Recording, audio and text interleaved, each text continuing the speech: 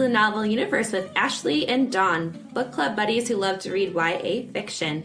We'll discuss the good, the bad, the ugly, and oh my gosh, we need to talk about this right now. I'm Ashley, the fantasy architect. And I'm Dawn, the criticizer of books. So grab something sweet or salty and join our universe. Hey guys, and welcome back to our universe. Today we are going to be discussing multiple different books that Dawn and I have read over the course of February of 2020. And our first book of our discussion is All the Stars and Teeth by Adalyn Grace. All right, so we're going to do a spoiler-free edition first. And we're going to keep it spoiler-free, and then we're going to do a spoiler edition. Yes. So Ashley's going to read the synopsis. All right. As a princess of the island kingdom Basidia, Amora Montanera has spent her entire life training to be a high Amancer, the master of souls. The rest of the realm can choose their magic, but for Amora, it's never been a choice. To secure her place as heir to the throne, she must prove her mastery of the monarchy's dangerous soul magic. When her demonstration goes awry, Amora is forced to flee. She strikes a deal with Bastien, a mysterious pirate. He'll help her prove she's fit to rule if she'll help him reclaim his stolen magic. But sailing the kingdoms holds more wonder and more peril than Amora has anticipated. A destructive new magic is on the rise, and if Amora is to conquer it, she will need to face legendary monsters, cross paths with vengeful mermaids, and deal with a stowaway she never expected, or risk the fate of Basidia and lose the crown forever. All right. That was a long one. It was. Okay, so we're going to start with what we didn't like. You want to go first? You want me to go first? I'll have you go first. Okay, so neither one of us knows what we thought of the book. We did it on purpose. Yeah. So I am notorious for not liking anything. Ashley likes more stuff than me, so I have no idea. I get a feeling that she gave it a 5. I'm dying over here. I have a bad feeling. Okay, so all right. So the first thing I didn't like was So I feel like this book has not done anything new. We have a princess who is the heir to the throne, and it's her turn to take the throne, and she has this big celebration party, whatever, and something goes wrong. And then, I've read this story so many times. I'm over it. And the only thing new she added was a fucking pirate. Big woo. A big woo. So mermaid. Overall, that was my biggest problem, was that I've heard this story before. Okay. You're dying. Okay, so something that I also did not like was the love triangles. Okay, I'm over love triangles, and it's so inevitable in your face with this book right away versus like it's just slowly crept in here and you're not entirely sure what's going on. But as stated in the book, Amora has stated her feelings towards one of the individuals very blatantly clear from the beginning, and somehow he just does not get it. He is so duty-bound that he just is like, well, too bad, I'm just going to do it anyway because it's what we're supposed to do. And she's like, no. That's a spoiler. No, because I didn't say who it was. Duty-bound? Duty-bound. Okay. No. Yeah, I didn't really pay attention too much to the romance, to be honest with you, because I think it's just because I knew who she was going to pick. Like you said, it's pretty, she said who she was going to pick. And the other guy was just kind of annoying. I didn't like his character at all. I didn't see his point, per se. So I guess I didn't even pay attention to that. There was a love, I noticed it was a love triangle, but I had no opinion of it. Yeah, I think also because this is her debut novel, correct? Like, this is her first book.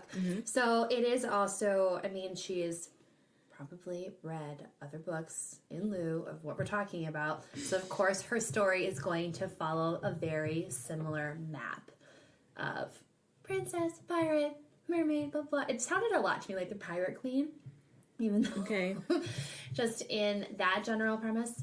I also had an issue with the fact that the main character, Amora, she is so in love with her country and in love with the fact that she is going to be this ruler over this great kingdom.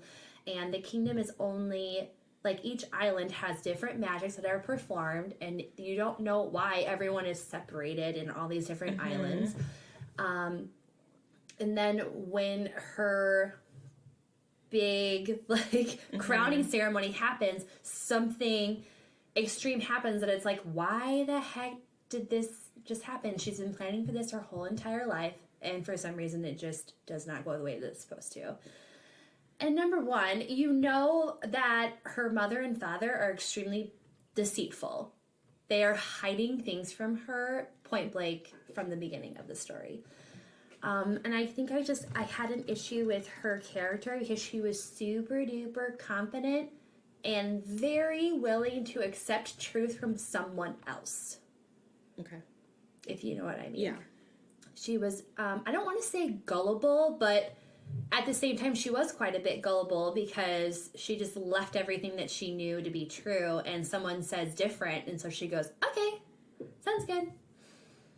Yeah. So I had an issue with that. I had an issue with her as a heroine because of that. And it wasn't until the end of the book that she has, in my opinion, some more redemptive qualities that she has to more overcome a little bit more. But what I did like about the ending, we'll save that for... No, I'm not going to spell it. No, I mean, like, save your likes for... Oh, that's right. We're still on don't likes. Are you still on don't likes? I still have don't likes. But I'm about to agree with you. I didn't like the main character. I got sick of her platitudes, and I was listening to the audiobook, and I think that was the problem. So every time she was like, I am Amara Montana, and I am the princess of Visaline, and every time she said it, all I heard was, I am Indigo, not Indigo. I am, what's his name? In The Princess Bride.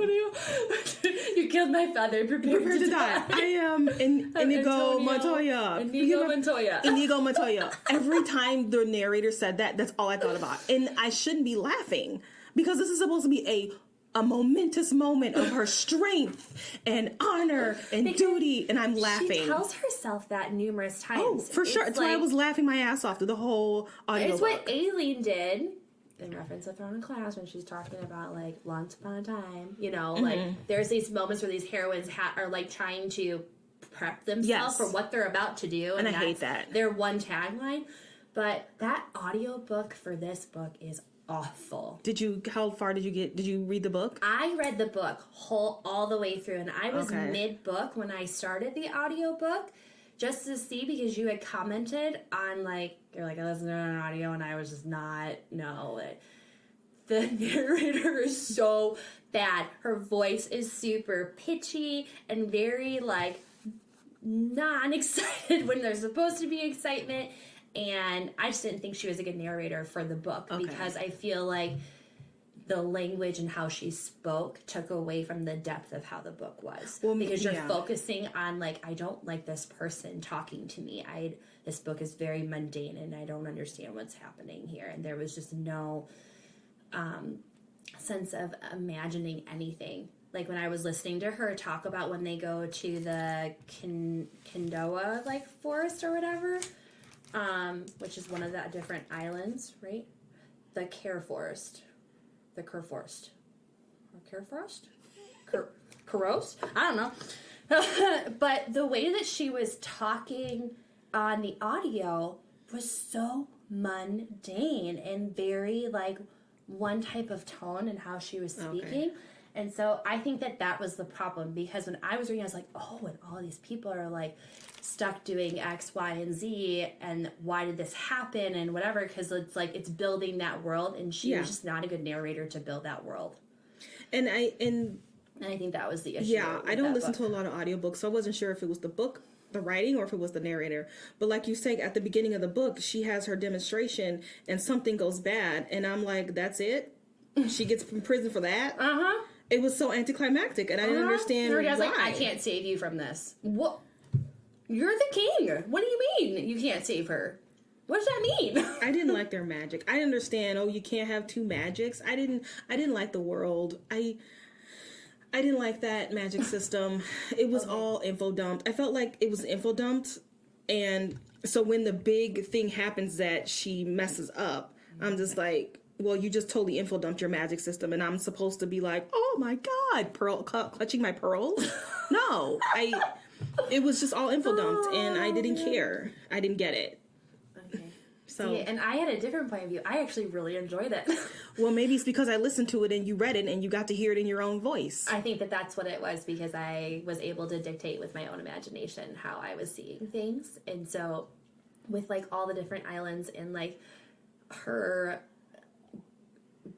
escaping from prison and visiting all these different islands and trying to redeem herself and to redeem her throne, you learn more about her as a character, and she truly really grows to like love her people, because she's outside of the city wall. She's not being surrounded by her father telling her, oh no, she can't, oh no, I'm not going to tell you any information or whatever. And it's like that also is a very similar story to a lot of stories that we've read before. Mm-hmm. The hero or the heroine is stuck on some island and they're not allowed to leave and they don't know everything that's happening, and then all of a sudden they leave their island and then their eyes are wide open because they're able to see everything that's going on and all the ways that they've been lied to. And so I do agree with you there, because it's like we've heard this story before.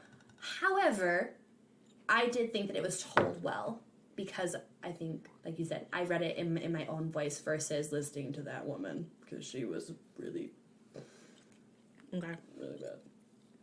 All right. Well, let's get to the likes, because all my dislike was just basically what you said, just the overall. I've heard this story before. So, likes. I didn't like anything. I'm just going to say it. I liked nothing. Okay. Your turn. I did like the world, and I did like the different colors that each like city was known for, and like each of their magics were known for. And I really did like the way that she was brought to a fork in the road, the main character, Mora, and she was she's had things stripped away from her that she like doesn't know how to continue on without things that she's grown up with. And like these three people that have surrounded her, the pirate, the stowaway, and the mermaid, have all like come to like her aid, and they're her true like crew, her true people, because they're people from different parts of the whole entire city. Not city, but I guess world, because like they're not just from one city. And the way that they just encourage each other, and there's that relational building and growth building in them, learning what trust is really like, and the fact that even though they're all different, they're all used and important for something. And that was the whole main part of the book, was the fact that all of these people are separated due to their magics. Like they're not allowed to be with each other because of the fear of learning each other's magic. It's like banned. So I thought that that was really cool, how that was tied in. The ending, I thought it did end well, but I was still a little confused with an area that happened with like the different curses and stuff like that towards the end. Well, it sounds like you read a different book than me, because what you're talking about sounds great. I didn't read that book. That's what I'm saying. I feel like you missed it. Because I thought it was really good. I did have an issue with a couple of like the climax parts of the book, because I was like, oh, come on. Like I knew things before, and I'm doing what you do, where I start guessing what's going to happen, and I wish I would not do that sometimes, because I spoil it for myself. Well, I do it as a test. If I can guess what's going to happen, this book is predictable, ergo it's a piece of shit. If I cannot predict it, good on the author. That's how I kind of decide if a book is good or not. Yeah. But and I could predict most of the stuff that happened in this book. There was one part where Amora learns the true cause as to why her magic is cursed and why it is cursed to her bloodline. And that, I was like, bravo for that backstory. That's what I've been waiting for. Like, and to be able to come up with that, like, then everything made sense versus, like, I've heard this story before. There was a new little twist to it, which I enjoyed. Okay. So But I think that's all for our Yeah, well, what did you rate spoiler-free. it? What did you rate it? I gave it a 4. I gave it a 3, just because there was nothing bad about it. Mm-hmm. It wasn't a bad story. It wasn't horribly written. It moved quickly. It was easy to understand. It's just I heard this story before. That's all. I just heard it before. It was meh. It was like, okay. Yeah. All right. And I did not give it a 5 because I predicted something. I was like, crap. Really? I predicted something. You're going to give this a 5? I thought about it because up until that point I was like, ooh, like this is good. Or this is good enough for me to rate it a 5. Dawn has other expectations for what a 5 book is. She hardly ever rates a book a 5. So for her, it has to be really, really, really, really, really good. Really good. And for me, if a book is something that I am constantly turning the page and really excited about what's happening in the story, that's how I rate that out. It's basically on how much the story grabs me, and this story grabbed me right away, which I didn't think it was going to do. Okay. Cool. So. All right. Well, that is a spoiler-free edition of All the Stars and Teeth by Adalyn Grace. Adalyn Grace. And we are going to start the spoiler edition in 5, 4, 3, 2, 1. I don't remember much. I just remember the big chunks. I don't remember much. Okay, so this Kaveen guy, who is stealing everyone's magics and corrupting them and telling them that they can adhere to soul magic, which soul magic is cursed because it's cursed through Amora's bloodline, way back, okay? And so he's rallying people up and telling them no, we need to be able to use our magics because the king has left us and they've lied to us and they've taken everything from us, so now we have to be able to, purify our community together and whatever. I knew he was Bastian's brother. I knew it. Oh, of course. I knew it. I was like... When that big reveal happened, I was like, yeah, well, here you go. Formulaic. This is formulaic. I was like, please don't be his brother. Please don't be his brother. But he was. And that was really Was that the why you gave it a 4 and Yes. a 5? Okay. Yes. Interesting. Well, actually, that was why I gave it a 4. There was another reason why I also gave it a 4. Which, yeah, I guess that, and the fact when they go to Zadoyo, however you say it, that, the Opal Island that's now, dead and everything's dying and it's all, cursed and whatever, there was just a moment where she meets Kaveen and he's like, well, just trust me. Don't you want to know the truth of your bloodline? Yeah. Don't you just want to know what everyone's been lying to you about? And there again, Missable Gullible's like, oh, yes, I do, blah, blah, blah. And she just goes into this cavern and then she finds Cato Montanero, who is the start of her bloodline's, skinning knife, which you had no idea what the skinning knife is for.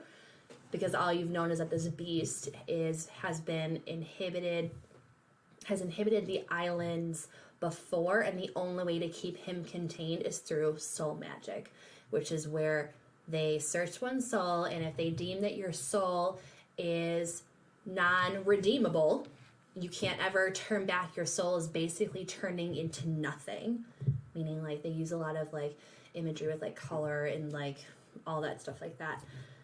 And then that's how they deem that someone is fit to die. And so Amora has this magic that she can kill someone with by just reading their souls and seeing if they are who they are. And so that whole hoopla of her learning that there was this other woman, Sisira or whatever, that she practiced multiple magics and was able to hold them all without dying. So, and yet Cato was unable to because his first and official magic was soul magic. And so he becomes corrupt and, then that's how this whole entire curse comes to be because he wants to rid people of being able to study all magics because he wants them to feel exactly like him, the fact that he can only have one magic. And all that stuff. She basically learns that her father has been lying to her the whole entire time, and everyone else has been lying to her, and yeah, I had a problem with her going into the cave because I was like, are you joking? You're just gonna walk free willy-nilly into a cave on an island that is everything is cursed? Everything has a curse on it? Really? They're all just gonna wait out there for you? Okay. What is this trust game? It's like a trust fall?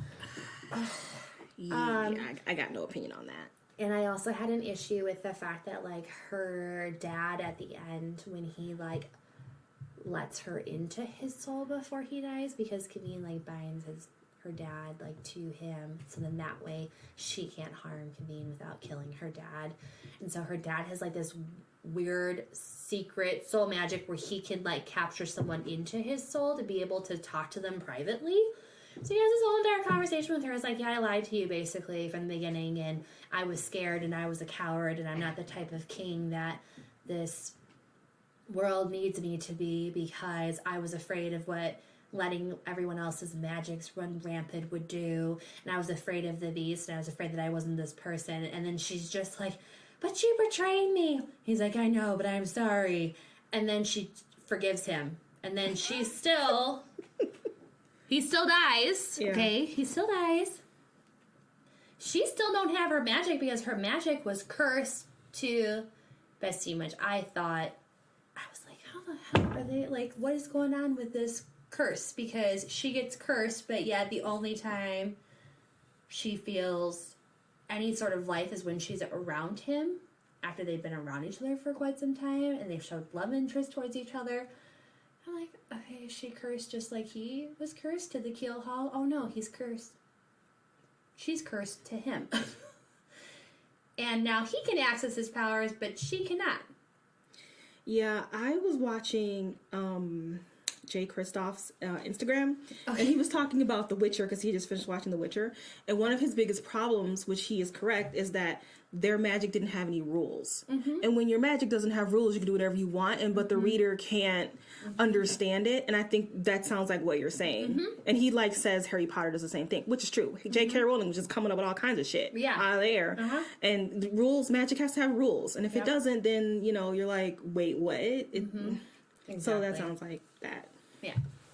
I had an issue with that because I was like, no, we're just okay with it. And then she's like, ooh, do I really love him because I do love him? Or is it because I'm magically bound to him? That sounds like The Witcher. That sounds like Yennefer. Mm-hmm. I know. I know. So I did end up giving this book a 4 because I did appreciate the world. I appreciated the world. I appreciated the fact that she took time to construct it, and I didn't feel as though it was super info dumpy. There were some places that were like, okay, we know who she is. We know that so-and-so has this magic or whatever. But yet, it did add to the story, and the different depths of the different characters that are involved in her crew, I really did enjoy the fact that we saw into each of them. And it is only told through Amora's POV. Mm-hmm. Which is okay, because I did understand how each of those other characters felt along the way. It wasn't like one of the other books we read where we're like, anyone else part of this book? Yeah. Okay. So, yeah. All right. That was All the Stars and Teeth by Adalyn Grace. Adalyn Grace. It just came out. Yeah. So. Yeah, it's new. Do not listen to the audiobook, you guys. Yeah, moral of the story. Don't listen to the audiobook. Mm-mm. Read it. Yep. All right. So thank you for joining us, and we'll catch you in the next podcast.